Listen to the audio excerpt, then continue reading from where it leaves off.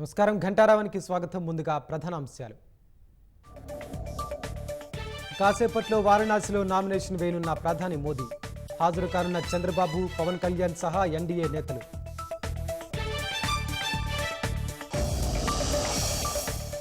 ఓటుకు స్వగ్రామాలకెళ్లి తిరిగి వస్తున్న ప్రజలు. రైల్వే స్టేషన్, బస్టాండ్లలో పెరిగిన రద్దీ.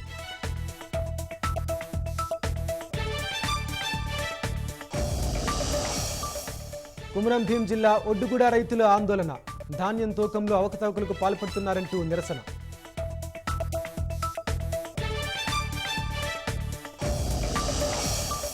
ముంబైలో హోర్డింగ్ ఘటనాస్థలిని పరిశీలించిన సీఎం.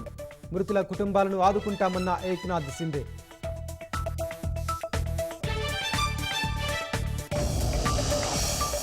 ధరల పెరుగుదలపై పాక్ ఆక్రమిత కశ్మీర్లో కొనసాగుతున్న ఆందోళనలు. బలగాల కాల్పులో 3 మృతి, 6 గాయాలు.